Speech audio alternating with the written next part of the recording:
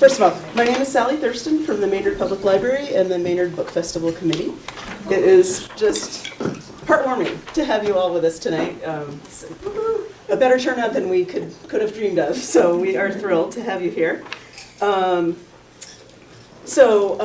of you will remember that we started having the Maynard Book Festival as a festival in 2012. And then we had a number of lovely festivals, and then we went screaming up into COVID. In fact, Marjan was, our author tonight, Marjan Kamali, was scheduled to be at the festival in 2020. It was going to be, I think, March 18th. Yeah. But she is such a gracious person. She did our very first Zoom event, and was lovely and calmed me down because I didn't know what I was doing. Anyway, we've had a lovely weekend so far. We do have a few more sort of related events. We've got a cookbook club. We're doing Persian cookbooks on Monday the 14th. And then for those of you who are here for Natalie Dykstra, we're doing an art talk, sort of an exploration of the Isabella Stewart Gardner Museum with Jane O'Neill, who is one of our favorite presenters of all time. That's on April 30th, which I believe is a Wednesday, but don't bet on it. So we have some thank yous tonight. First of all, we'd like to thank the Maynard Cultural District, who helped us with funding, and our fabulous Friends of the Maynard Library group.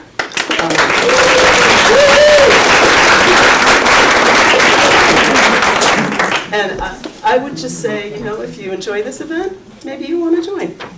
It's kind of a fun place to hang out. Thank you to our planning committee. We had many meetings. And our volunteer bakers.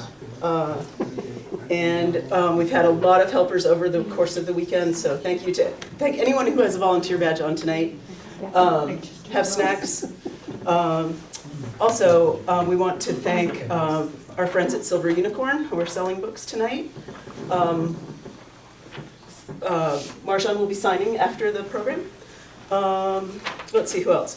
Our friends at Felixology held 2 poetry events for us this festival, so thanks to Libby for that. Okay, and Stowe TV is here tonight for to do a recording. So thanks to Stowe TV. You should have on your seats a calendar of April events. We've got lots coming up in April. If you didn't get one, there are some, I believe, on the table outside in the lobby. Okay. One more thing. While I'm talking about handouts and such, I think it's so cool that on her website, Marjan has a recipe booklet with Persian recipes that appear in the book. So I have one copy here just for demonstrations, but I have handouts and QR codes if you want to go and download it for yourself. It's a beautiful little booklet. Okay. All right, let's get started. So when I'm judging a book, I go to book blurbs. I love book blurbs. I know they're kind of annoying for authors and for people that get requests to do blurbs, but I just wanted to read a sampling of blurbs for the Lion Women of Tehran. Evocative, devastating, and hauntingly beautiful, is as fierce and epic as its name suggests. A powerful portrait of friendship, feminism, and political activism. A tender, beautifully written examination of 2 women and their choices over more than 30 years. And I love this one. Kamali is a gifted storyteller at the height of her powers who manages to connect Iran's complicated history with its present and sing praises of Iranian women who, even today, are fighting for the most basic freedoms. And then one for Stationery Shop, which is also here for sale. This is from our friend Eleanor Littman. What a pleasure, a novel that is all at once masterfully plotted, beautifully written, and filled with characters who are arresting, lovable, and so real. Brava. So I want to hear more. Anybody with me? Marjan Kamali is the award-winning author of The Lion Women of Tehran, which was an instant national bestseller. The Stationery Shop, a national and international bestseller, and Together Tea, which was a Massachusetts Book Award finalist. Her novels have been published in translation in more than 25 languages.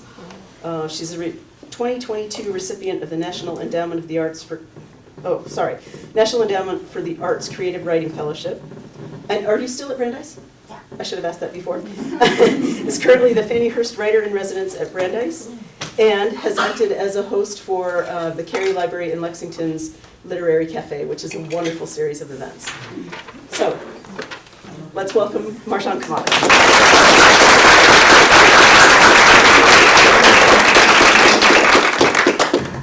Thank you, Sally. Thank you to the Maynard Public Library. This is such a joy, I have to tell you.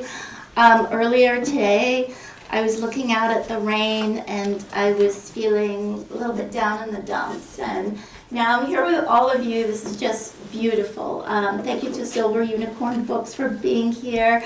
I thought that what I would do tonight is share with you a little bit about how I came to be a writer, to give you some background on my own journey to being a published author of currently 3 books, with the 4th in progress. Yes, we can talk about that. And I will read for you later a short excerpt from the Lion Women of Tehran. And then at the end of my talk, I have a few slides I'd like to share with you, and then I'll open it up to Q&A. Because I teach, I'm used to always telling people what to expect from the session. So again, just huge thanks for having me. I remember that Maynard Book Festival back in 2020.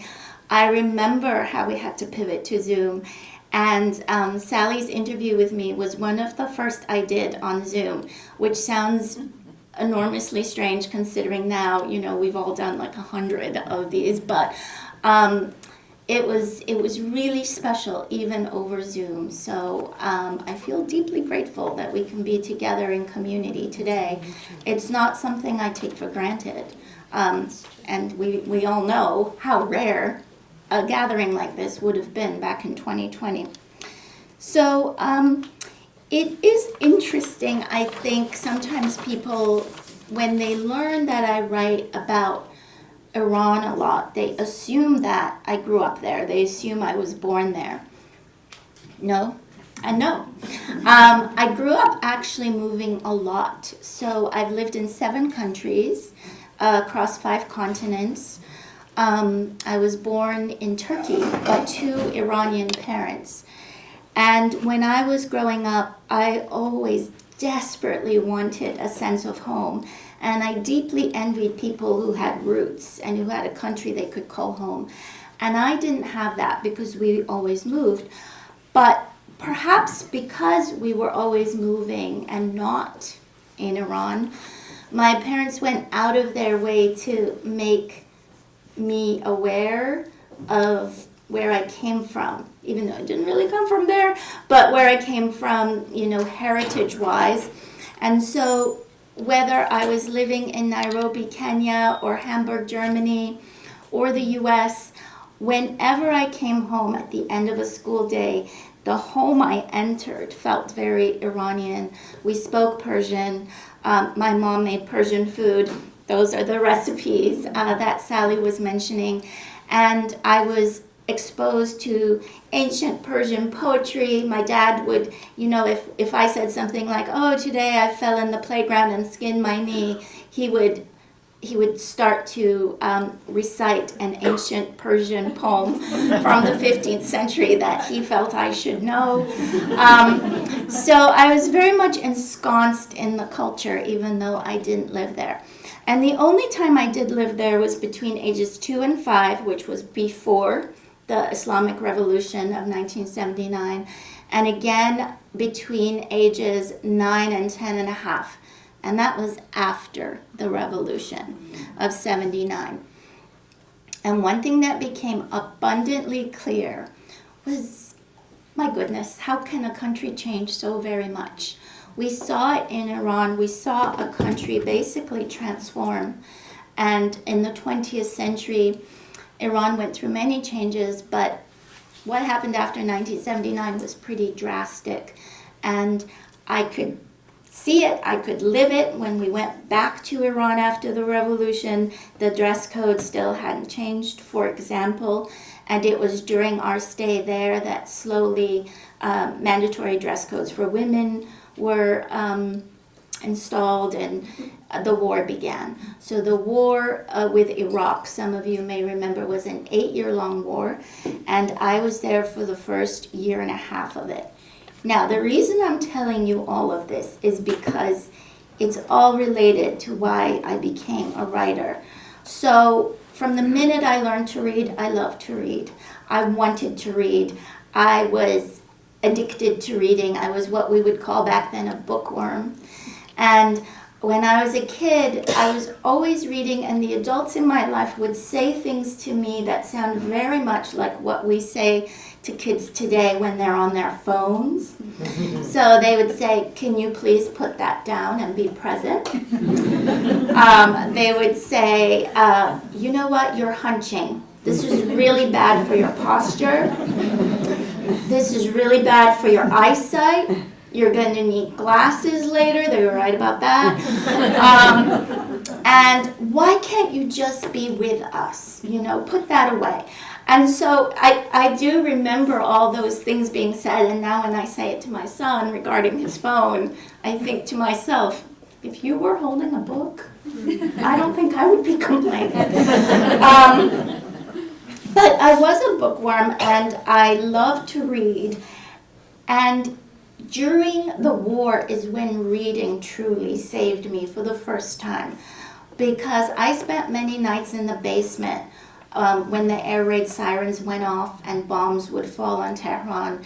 And my mother, like most mothers, tried to make our lives as wonderful as she could, given the circumstances. So she stocked our basement with a lot of board games and playing cards and books. She stocked it with books. And so in the middle of the night when we were down there by flashlight, I would be reading books, and these were my mom's books. She didn't have anything called middle grade or young adult. She just had the British classics in English, and that's what I would read. And I remember being transported to a different time and a different place through the power of words. And it really astounded me how authors, by just stringing together letters on a page, could have that magical superpower. So at a very young age, I became deeply impressed by this power that authors had.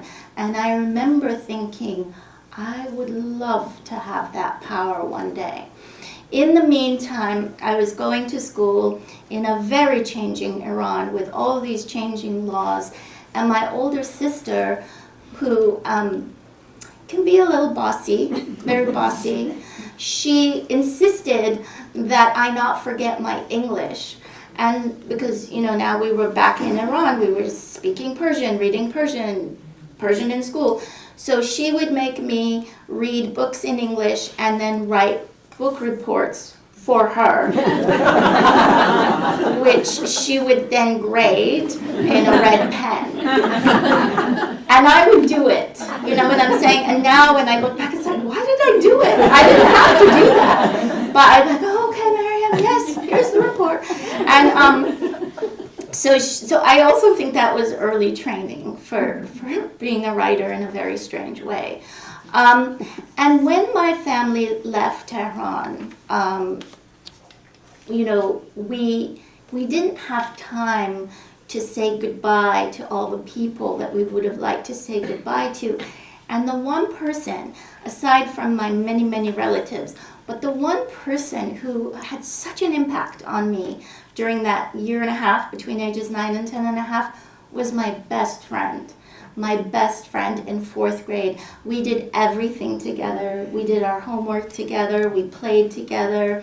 We shared our dreams about who we'd grow up to be. And of course our fears, because we were living in an increasingly autocratic state. And we were living in a time of war.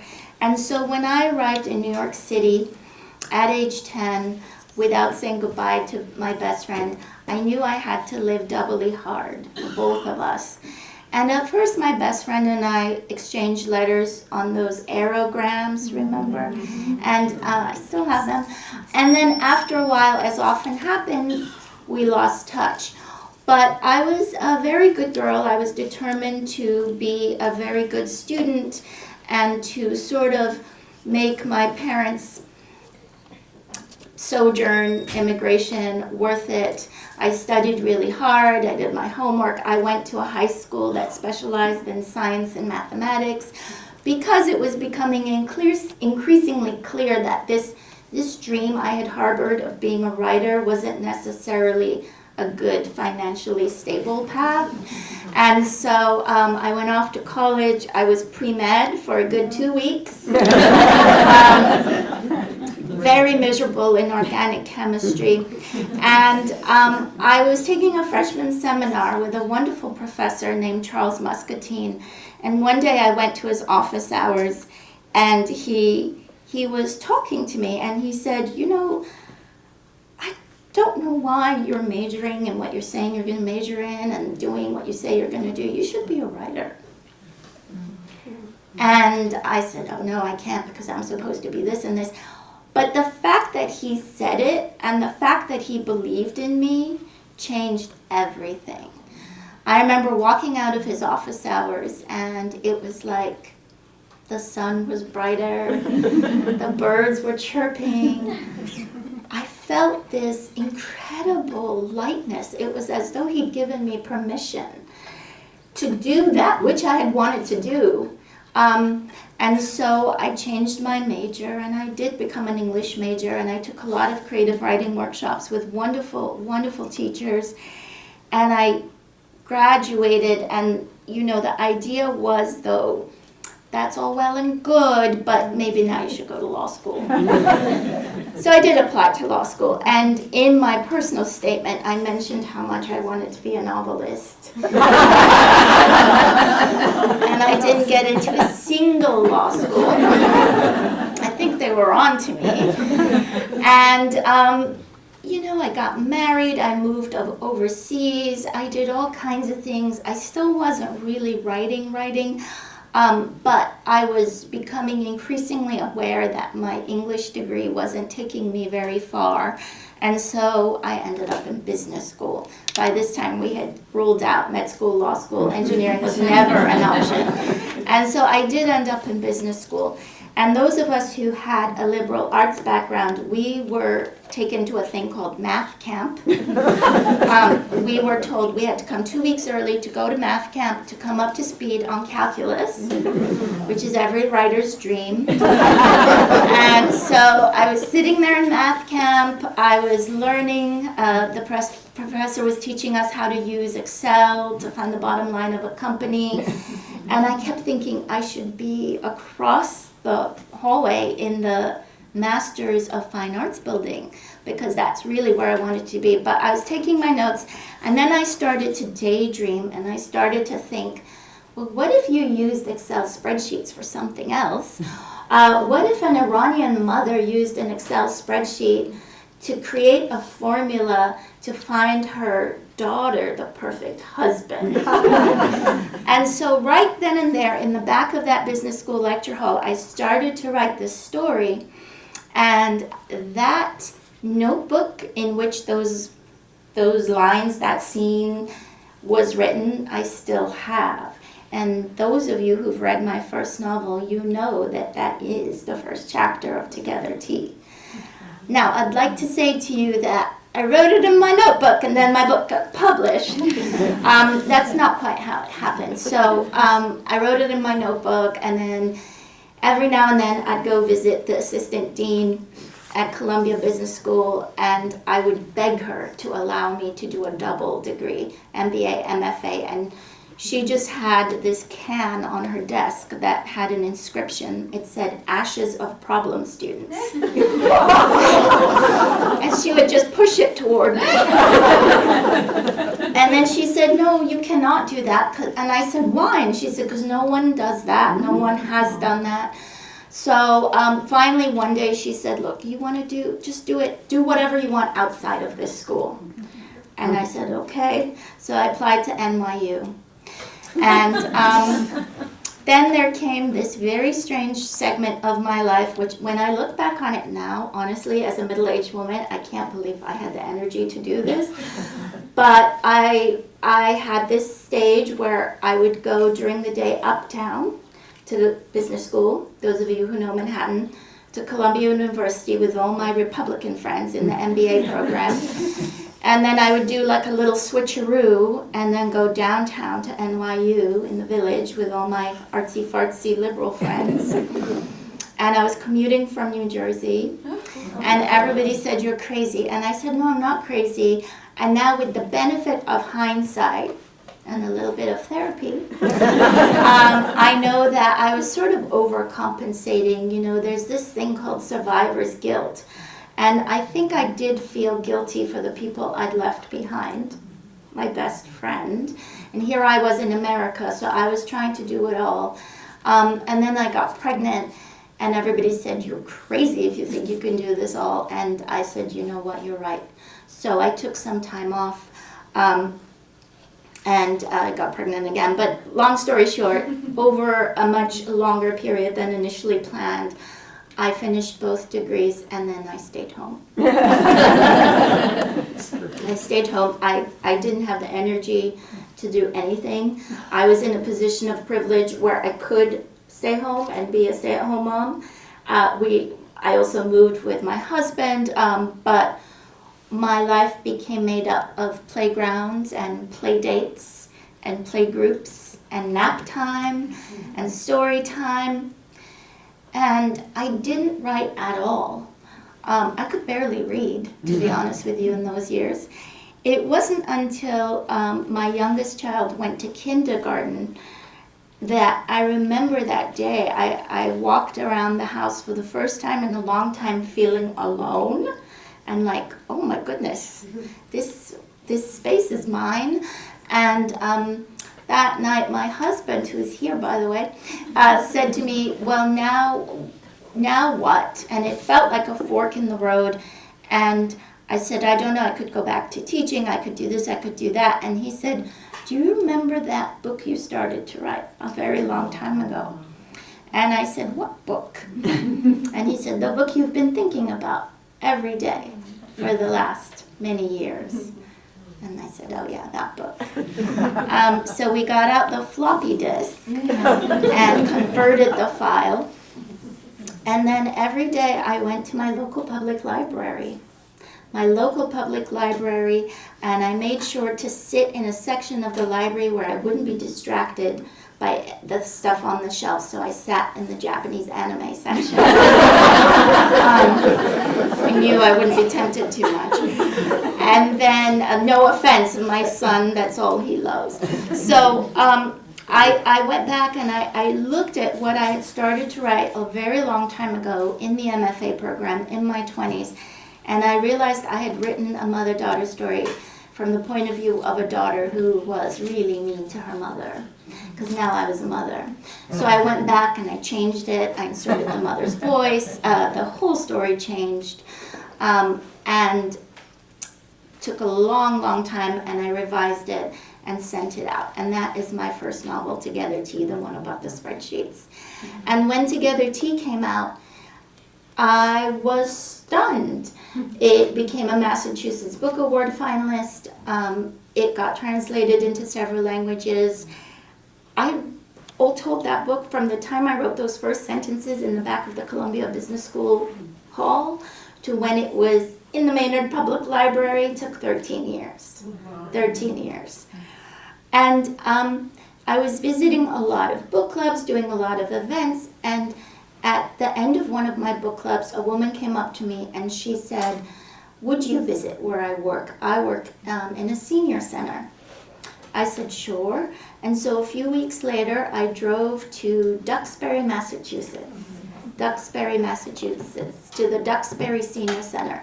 And I was reading from Together Tea, and this gentleman kept calling out, and I didn't know if he was heckling me, but he kept calling out. And later they had organized this lovely Persian lunch. There's a lot of food in all my books. And we were sitting down to eat lunch, and he wheeled himself over in his wheelchair. And he said to me, I just want you to know that I met the Prince of Spain. And I would like you to know that I traveled with Charles de Gaulle. And the other people at the table were kind of shushing him, and they're like, oh, leave the author alone. And I just asked him his name.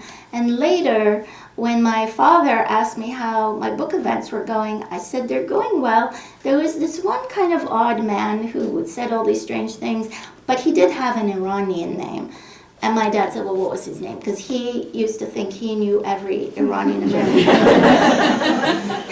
And then I said his name, and my dad said, oh, that was one of our most decorated dignitaries. He met the Prince of Spain. He traveled with Charles de Gaulle. He met all these world leaders. Yes, of course. And then I Googled him, which I hadn't thought to do, and I realized it was all true. Everything he had been saying was true. And I felt a sense of shock and also shame because I hadn't believed him. And I couldn't shake what it must be like to be an elderly person in the center with this past that people don't believe. Or even if they believe it, they don't really care. And that became the seed for my second book, for the Stationery Shop. And those of you who've read it know that the Stationery Shop starts with an elderly man in a wheelchair in the senior center, which is called the Duxton Senior Center, which is my clever disguise. And then it's not about the gentleman I met. It's not, this character doesn't have a diplomatic past, but in walks into the center the woman to whom he had been engaged 60 years ago. Oh, wow. And they were supposed to get married, but they got separated. So the Stationery Shop is a love story. It's about two teenagers who meet when they're 17 in 1953 in Iran, and they fall briskly, as F. Scott Fitzgerald says, into an intimacy from which they never recover.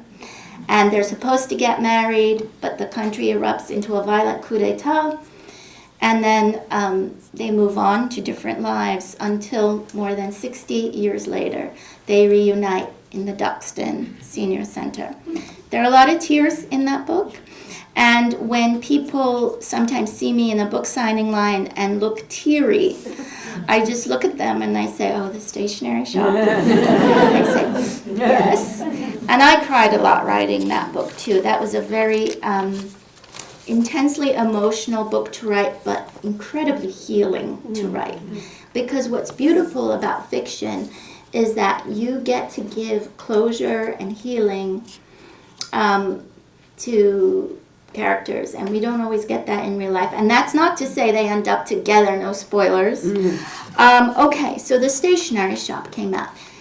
That's the book Sally interviewed me for on Zoom for the Maynard Book Festival. And it was 2020, it was March 2020. And something happened during the year 2020. People were really uncertain, scared, anxious, but my goodness, they read more. They read more. And so the Stationery Shop took off. And it changed my career. It's since been translated into Stationery Shop alone into 23 languages. And I think lost love, first love, is deeply universal. So it was after the Stationery Shop came out. It had come out in 2019. Sally interviewed me in 2020. I'd started the next book. And it was a book about 4 mothers in suburban Massachusetts with their firstborns going off to college, and all the strife and competitiveness and nonsense that goes on with that stuff. I live in Lexington, you have to understand. So I had written more than 100 pages of that book when, during lockdown, I was on Instagram and I came across these posts of a friend of mine who was my friend. And I remember seeing her face, and I remember looking at her again and just being flooded with this sort of emotional tidal wave of memories. I could remember again the texture of our friendship. I could remember her mother's face. I could remember her phone number. And it struck me how these friends we make when we're young truly shape us. And their influence on our lives lasts, even if the friendship itself doesn't. And I think friendship breakups are just as heartbreaking as romantic ones. And so I kept thinking about the different directions our lives had taken. Here I was, an author telling stories in America. And there she was working at a human rights organization in Iran.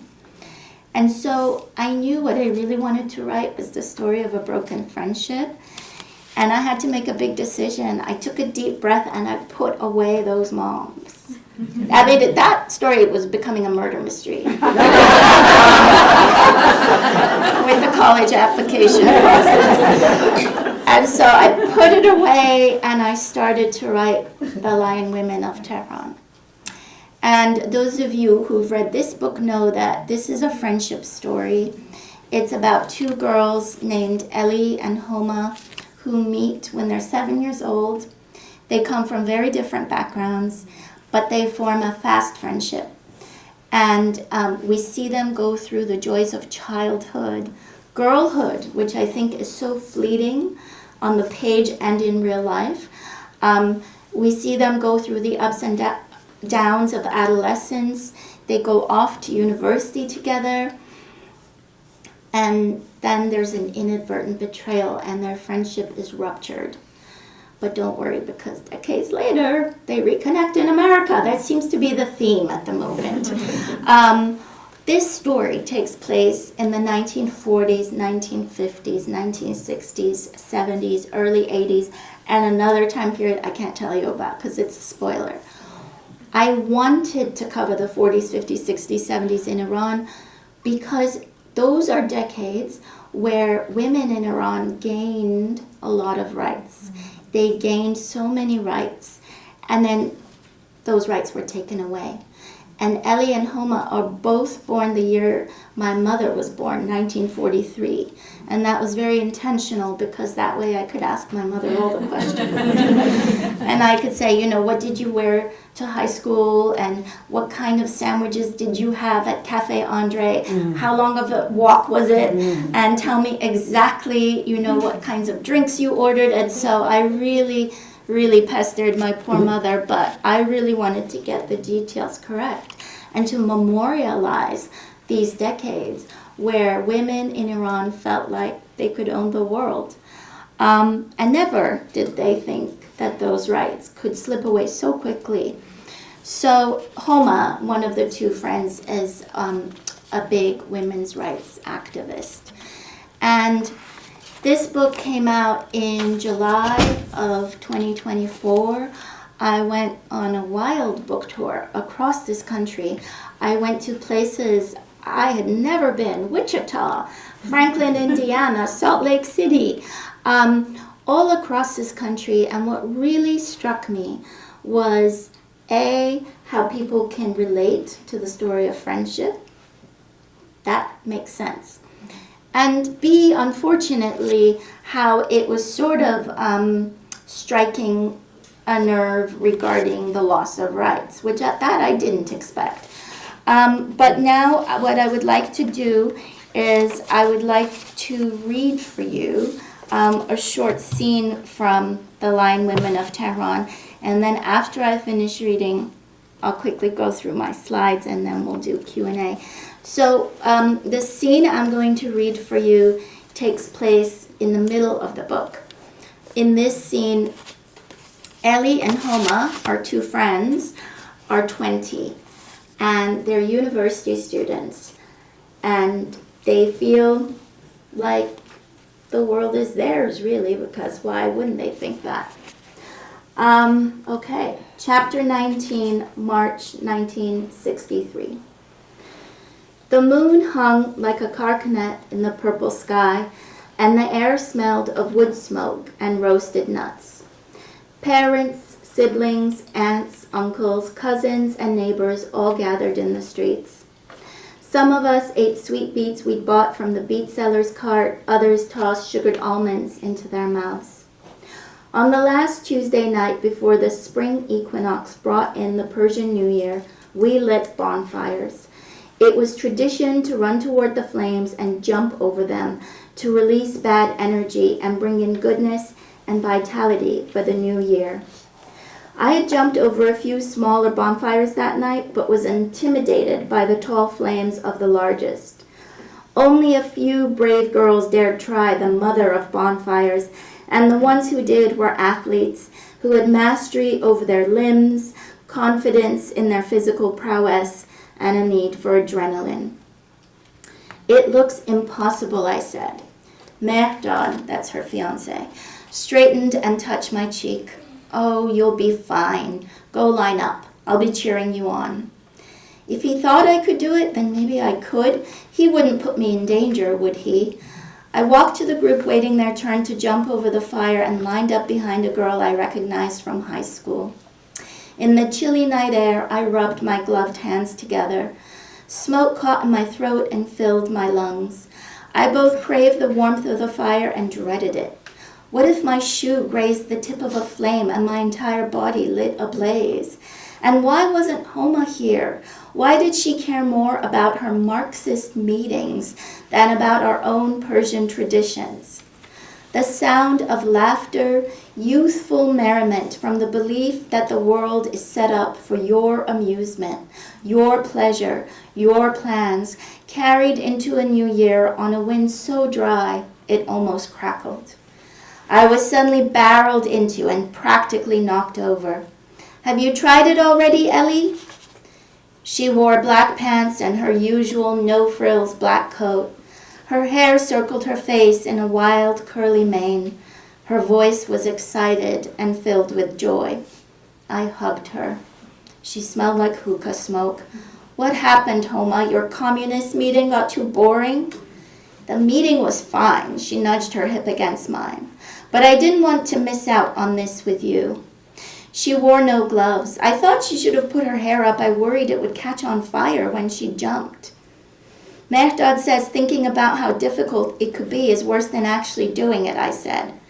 Homa grabbed my gloved hand in her bare one. We'll both do it. You want to go first? No, we'll jump together. There's no way. We'll collide. It'll block our momentum. We had moved up in line as we spoke. The girl in front of us jogged in place, prepping for her sprint. I envied her confidence. Cheers emanated from onlookers as she dashed to the fire and sailed over it like an Olympic jumper. Then we were next. Homa tightened her hold on my hand and took off. I had no choice but to run with her. Together we rushed toward the flames until the wind changed from chilly to scorching and heat spread across my face. It felt like we would dive into the blaze and run right through the fire. Out of habit, out of tradition, out of the memory in my genes from my ancestors, I shouted at the top of my lungs the traditional chant asking the flames to give me their energy and vibrancy and to take away my weariness and dullness. My voice was not alone. Homa's was in sync with mine. We were almost up against the fire now. We had to rush into it headlong or jump. We jumped. Time slowed down. My body buzzed itself calm. The blood running through me was charged. Floating, suspended in the air, all the rest of it blacked out. It was just us up there, flying, flames practically licking at our shoes, the air hazy and dreamy, smoke swirling into our hair, flecks of fire landing on our ankles softly as fireflies. We rid ourselves of the toxic and shed burdens from the past year to enter our new year cleansed. Cleansed by the smoke of the fire, cleansed by the rush of adrenaline that coursed through our limbs, cleansed by the soaring leap. hovering above everything like that. The world felt completely ours. And then we thudded onto our knees. My wrist turned backward, Homa's body was splayed. With effort, she staggered onto all fours and helped me up. Together we stood upright and stumbled out of the way so the next person could land behind us. Homa swung my arm up in victory, and I inhaled the night air, amazed and slap-happy at our unaccountable flight, unaware that it would be our last.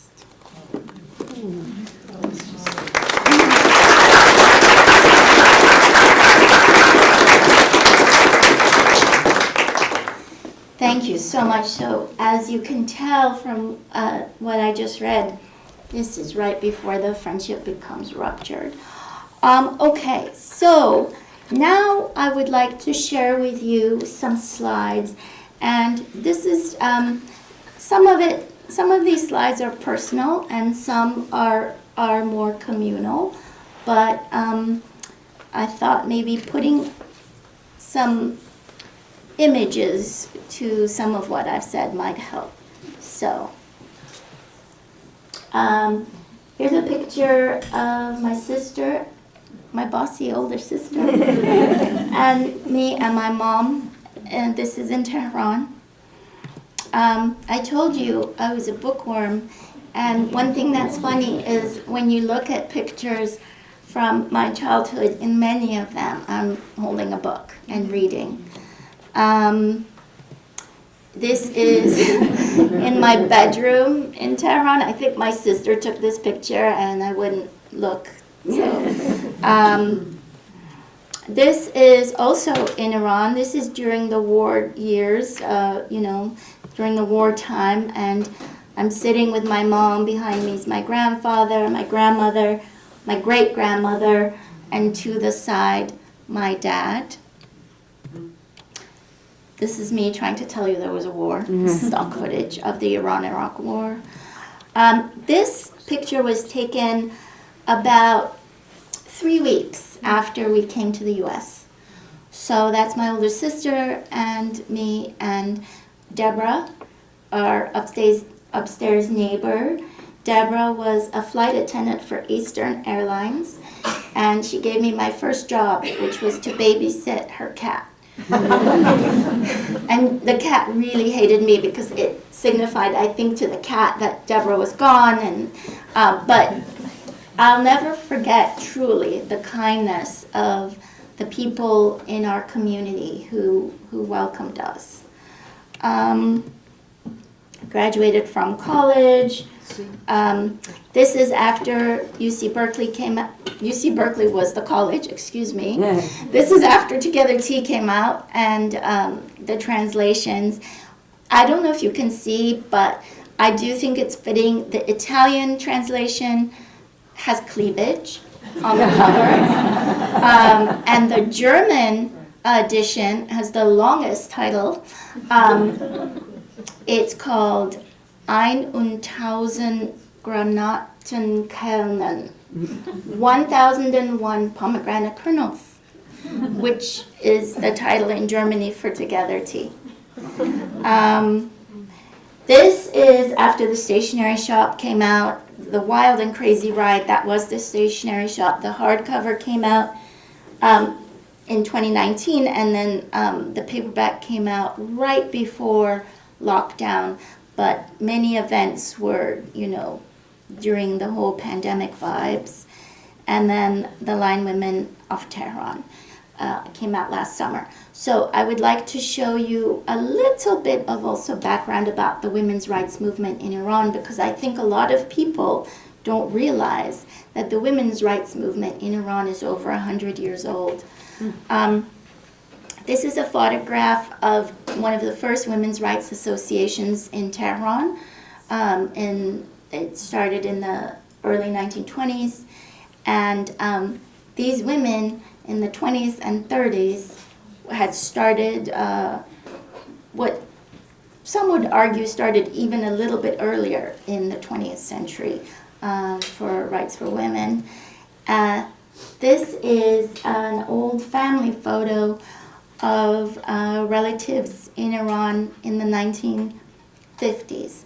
So this would be a time when Ellie and Homa felt like the world was really opening up to them. This is my mom's high school class. My mom's in the middle in the front row. This is a picture, just women at the University of Tehran in the early 70s. And what's really interesting is when you go back and look at old advertisements from Iran's magazines, it's a different vibe than today. Ad for detergent, hairspray, that's Paycon, the Iranian car brand, and of course Nivea cream. After the 1979 revolution succeeded, there were worries that hard-right fundamentalists might take over. They hadn't completely solidified power. They didn't solidify power right away. On March 8th, 1979, thousands of women marched in the streets for International Women's Day. And one reason they were marching is because they were worried that their rights might be taken away, and they were particularly concerned about a mandatory dress code becoming law. And this is a scene in the book. Homa goes to this march.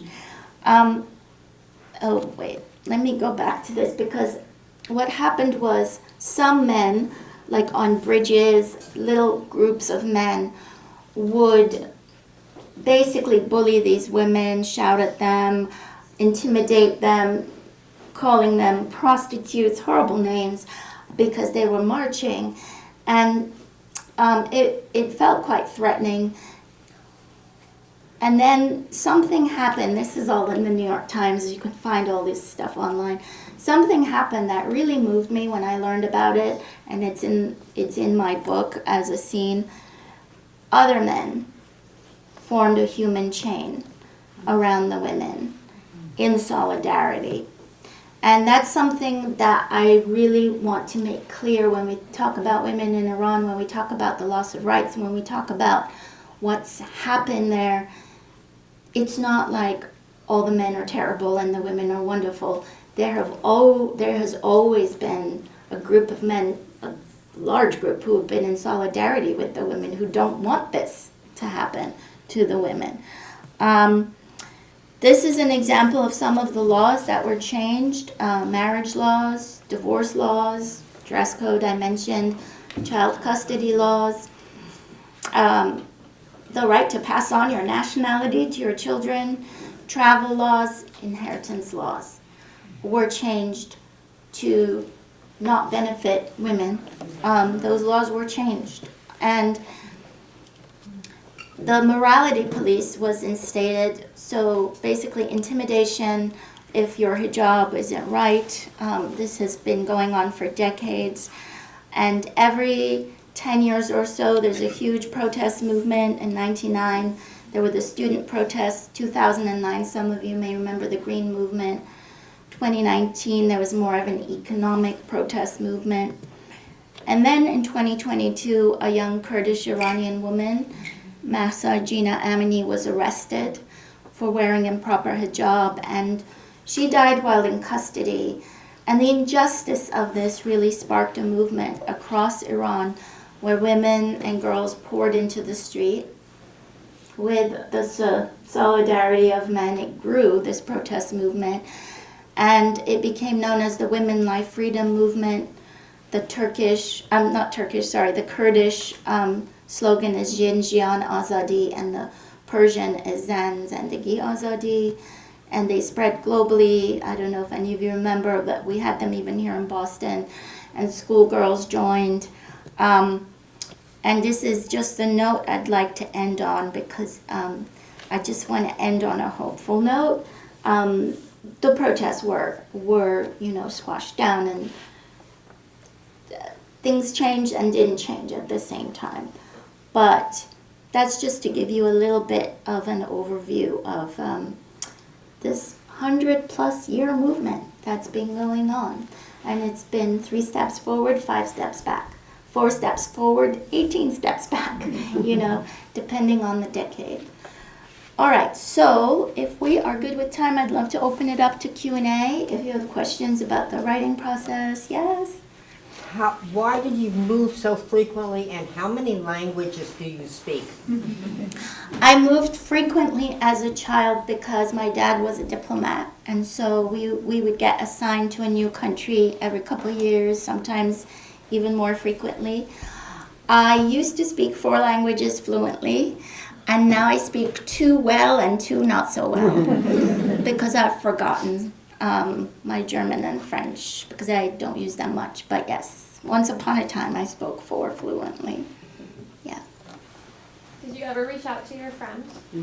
I get asked this a lot.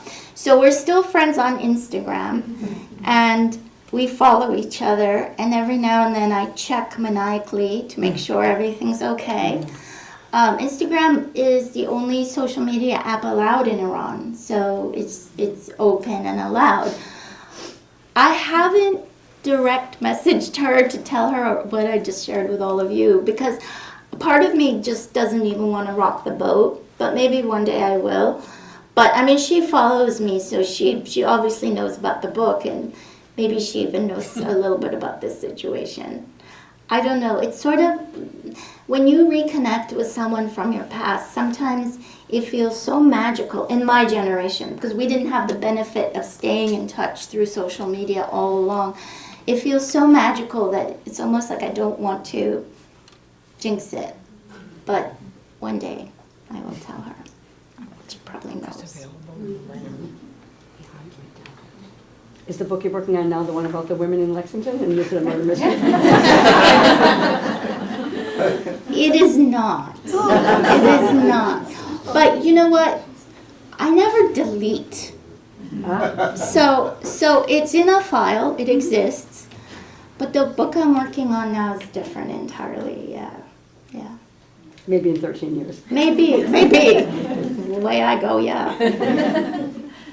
A question about there's such amazing stories in terms of, does anyone ever option them for a film? Mm-hmm. And if they do, how as a writer and an author, and sort of thinking about, how you see probably in your mind the storyline, and then that dynamic of having screenwriters come in and translate it for film. I'm just curious, because it sounds like the perfect, very visual stories that would be great for film. Yeah, I had that experience in that the Stationery Shop was optioned by HBO to become a miniseries, and Prentice Penny was headlining it. And I went through the whole development process in that we wrote the pilot and I worked with the screenwriter. It ended up, it's not currently happening because when Warner Brothers and Discovery merged, they bought HBO. HBO Max became Max, and a lot of shows, especially period dramas, went on the chopping block. And this was going to be in the vibe of My Brilliant Friend. So we'll see. I mean, the rights have come back, and now some other people are working on it. But I learned so much. I learned about letting go. When your book gets adapted, so much changes, and you have to let that happen because things work differently on screen than they do on the page. And I heard someone say it's sort of like a cover of a song. It's that artist's song. It's not your song anymore. But the book is the book and will always be the book. And that's what's great about that. But we'll see what happens going forward, yeah. How hard was it to get published in the beginning? It sounds like it went relatively smoothly. But No. Okay. Oh, it was hard. It was super hard. So during the 13 years that I was working on Together Tea, I was trying to get published. So when I finished my MFA program, even before I finished it, I was determined I had to get published, and I showed an early draft of Together Tea to an agent. and she said no. And I had quite a few rejections because I was submitting too soon. But after I went back to the library and sat down and revised and then got my current agent, who, by the way, is the agent who said no 13 years previous. It's a very long and strange magical story. Then it went pretty quickly. But no. There were many years of crying. There was a time I couldn't even walk into a bookshop, no offense, Paul. But it made me so sad because I'd see all my friends there from my MFA program. And like, my turn. A lot of that very ugly stuff. I'm assuming all your books are translated into Farsi. Not all. The Stationery Shop is. And that I know because I've seen it on Instagram, and that's been translated into 2 versions. Because you might know that, in Iran, they don't necessarily... This was my next question, like your Lion Women of that would be very controversial, perhaps. Yes, to my knowledge, it hasn't been.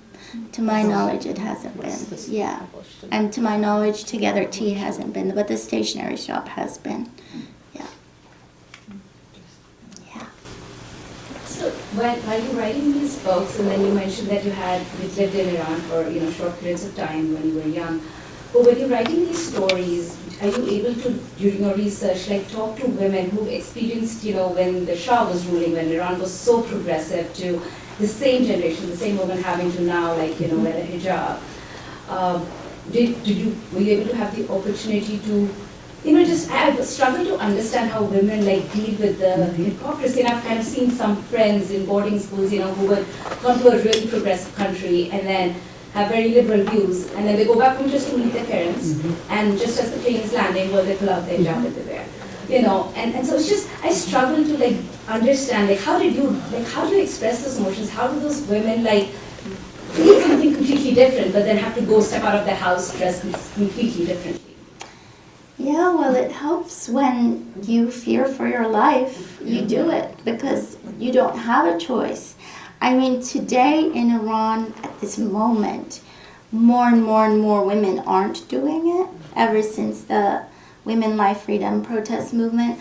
But when you're told you either cover your hair or you'll get arrested and put into prison, most people will do it. Some don't, the Homas might not. But to answer your question, I did talk to a lot of people.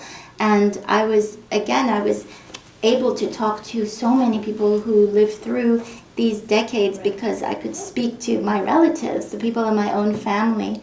And I spoke to whoever would give me the time of day. And one benefit of writing these books is it's an excuse to talk to the older generation. Because a lot of times they don't want to talk about their youth. They don't want, it's a different generation now. Our current milieu is everybody writes about every emotion, maybe on Instagram, right? But my parents' generation, they didn't want to necessarily open up. But by saying, look, this is for my book, please, can we talk about your university days? I was able to, get a lot of great information from my novels, but also to spend that time with these people. And it was an excuse, really, because I would say 80% of what they told me I didn't even use. But, I'm so grateful for the Stationery Shop. Those of you who've read the acknowledgments, you know that I thank my dad. He gave me so many details about 1950s Iran, and he was so generous with his information and time and knowledge. And he passed away last year. And when I look back, I'm so grateful I had those conversations with him, because it's gone, and to be able to memorialize a bit of your elders' youth is something that really mattered to me, to be able to capture that time. So yes, I would say whether or not you're writing a novel, please talk and sit down and talk to your elders, because it's a deeply fulfilling and important way to spend your time. Could you talk a little bit about the process that you went through in writing this book? And whether you did it chronologically or, you focused on the end and secrets and betrayal and so forth? So I have a process for each book. I go to CVS and I buy a very cheap notebook, not like a leather-bound journal from Florence, just because on purpose I want to make it not precious and to make it seem easy breezy. So I buy a spiral notebook, and for the Lion Women of Tehran, in that notebook, I wrote longhand. Most of the childhood scenes I wrote longhand. And I don't have an outline when I start the first draft. And as I write, I sort of discover the story. And then when I finish the first draft, then you have the lump of clay with which to sculpt. Not everyone does it this way. Every author has their own process. But for me, once I have that first draft, then I can sit back and become very meticulous about the outline and the order in which the story will be told. I don't write chronologically. So if I can imagine a scene when Ellie and Homa are 38, I'll write that. If the next day I wake up and I'm feeling them when they're 7, I'll write that. Just whatever I can, I capture. And a lot of it is longhand, which you'd be surprised how many authors write longhand. Though when I do tell my current writing students, they're shocked. They're like, a pen? You use a pen? I'm like, yeah, so that's how I do it. Then I go back and I do an outline afterward. Yeah. Can you talk about the phrase Lion Women? Oh, yes. And I was trying to think if there's an equivalent in English, and I couldn't really think of one. Yeah, so Lion Women, it's a phrase I heard growing up. It's translated directly from the Persian, which is Shir Zan. Shir means lion, Zan means woman. And I heard this phrase growing up. It was always used to describe women who are very strong, vocal, don't take any nonsense from anyone, and confident, brave. And when you live in a patriarchy, to know there's a term for women that are this way is very empowering. So I just loved this phrase growing up because it meant that this thing exists, these women exist, and I knew they existed because I was surrounded by them, especially the women on my mother's side of the family, Lion Women. English equivalent, I don't know. I mean, a lot of people say to me, why didn't you call it lioness as opposed to Lion Women?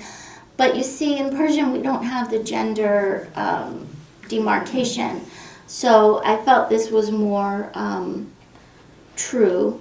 And also, my publisher didn't want it to be called the Lionesses of Tehran because there is a book that came out around the same time, The Lioness of Boston. So sometimes with titles, it boils down to what else is coming out at the same time. Yeah.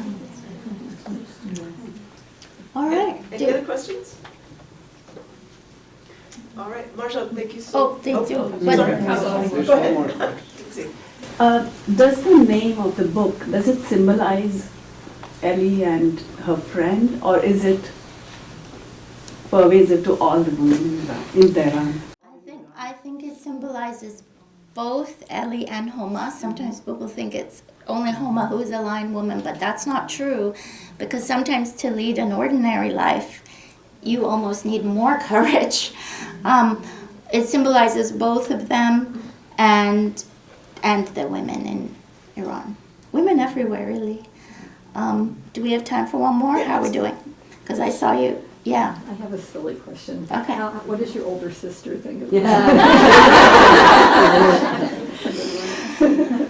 She likes it. She does. And she told me, she said, see, you complain about those book reports. And I ended up helping you. So, yeah. No, she's a fan. And you know what I do is a lot of times in these books, I insert little inside jokes that only people who are in my family. So there's a line in there that's just for her. So, you know, she gets it. Yeah. I think there was one more question in the back. That was the same. Actually, I wanted to see if you were still using the service system. Yeah. I'm not using her services, but it may not surprise you to learn that she's a lawyer. So, yeah. Figures, right? Yeah. Did I miss anyone else? Any other questions? Well, thank you so much. This has been such a